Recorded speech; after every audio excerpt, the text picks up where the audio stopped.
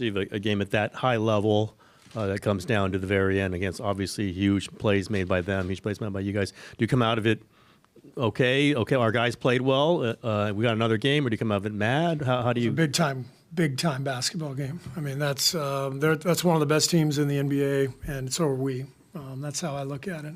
Great game, high level stuff. Stars being stars.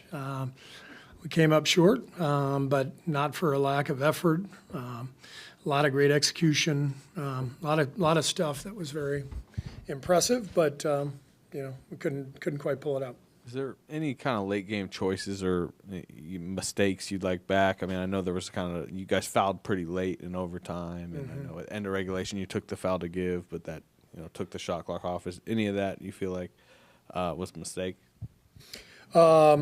Not really. Where you go for a steal first, and then you try to get the foul next, and we got what we wanted. We got the ball back down 3 and had a decent look. So.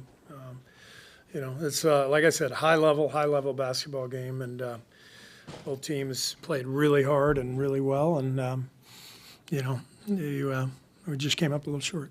Jimmy was definitely limping there towards the end of overtime. Did you get any update? Is that at all? It was his quad. I think he got a knee in the quad, but he said he's okay. And did you go in this knowing that he was going to play 45, 46 minutes? Did you know that, or it just became clear that he wasn't going to come out? It's a playoff game.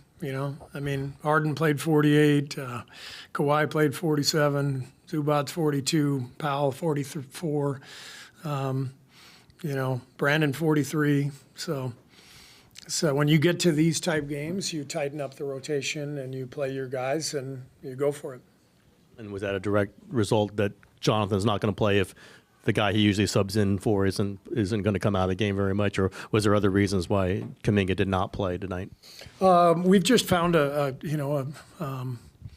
group, with since Jimmy got here, that we're pretty comfortable with. Guy didn't play either. Guy's been our highest plus minus guy over the last 2 months. Both he and JK have been really impactful players for us, and doesn't mean they're out of the loop, going forward. It's just this is how this game played out.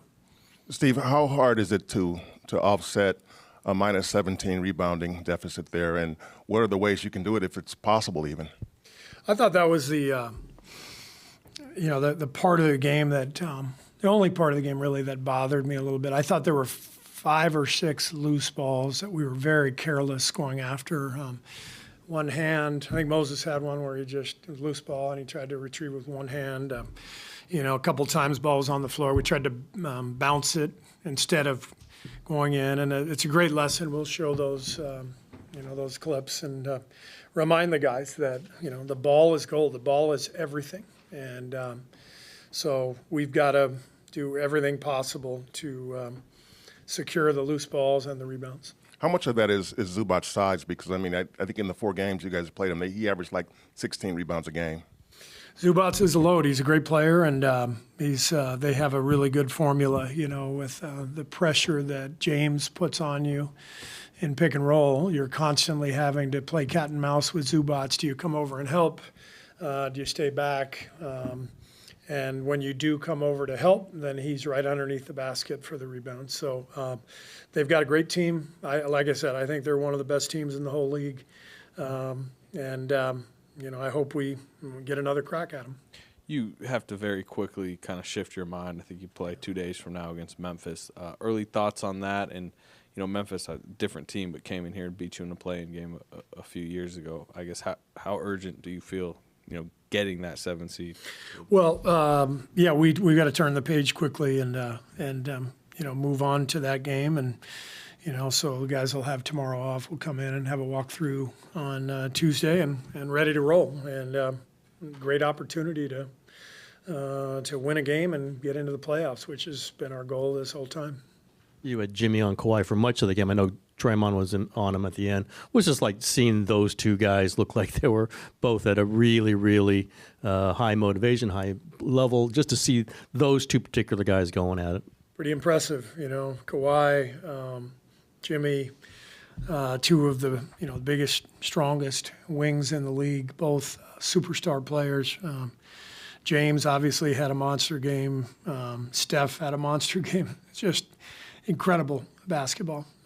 Really amazing to watch both teams play. I mean, talking about Steph and James, like, does that kind of give you kind of flashbacks from your playoff battles, you know, in the 2010s and whatnot? Yeah, I mean, I until you asked it, I wasn't thinking about any of that. But yeah, James has been in the league forever. He's a great player and always an amazing challenge to try to slow him down. Steph got through today. It looked like healthy, but how concerned are you about his thumb and also that he now will not have those days to rest and you have to turn around really quick? Well, that's what makes Tuesday's game really important. You know, is if we can take care of business, then we will have 4 or 5 days before the first playoff game. So, yeah, I'm not worried about Steph. I mean, sore thumb, and he goes 7 for 12 from 3 and 36 points. So Steph is Steph. You guys talked a little bit about getting back into an offensive rhythm after the last game in order to win today and also just make a deep playoff run. Did you like what you saw tonight? Was it a little bit better direction? 119 points, against one of the best defenses in the league. We turned it over a little bit too much, but, they have a lot of long, athletic guys and Zubats in the paint. But I thought the rhythm was really good, 31 assists. The game flowed. A lot of guys played well. Steve, before his injury, it seemed like a lot of things were running through Jimmy, as they often do. But how do you view the way he played? And it seemed like this was a sort of snapshot of playoff Jimmy, as they say. I liked how Jimmy played. Did you? Did you like the way he played? What in particular, though? I mean, he's an alpha. He's out there and he wants the ball and he wants to get to the foul line and you can just throw him the ball. You don't even have to run any offense. You just have to get spaced, and what a luxury that is. So 30 points, 9 assists, 1 turnover. I mean, this guy, total stud. Coach, given the history of your team in the play-in and then understanding how hard they had to play tonight, still came up short, how do you feel going into Tuesday with just one day in between today and then to get prepared? Good, bad, indifferent, from your perspective as a coach?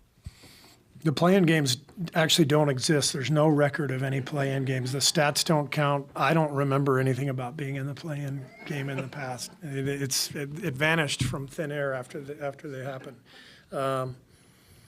It is what it is. It's been great for the NBA, and it's exciting. It creates a race within the race, and so this is what it is, and we got to go take care of it. As the regular season concludes, what do you think about Draymond's body of work for potentially Defensive Player of the Year? Oh, I think Draymond is the Defensive Player of the Year. I can't imagine him not winning at this point. Just what I witness every single night, the incredible versatility of his defensive game and how powerful his brain is. He's an amazing player, and he's had a great, great year. I think he should win it. I am a little biased, though. Thank you. Sorry. What was the conversation with Kuminga like when you told him he wasn't part of the rotation tonight? I just told him in the walkthrough that we were going to change I didn't tell him he wasn't going to play because I wasn't sure if he was going to play or not, but I told him that we were going to, not go to the usual rotation in the first quarter and then, go from there. Thank you.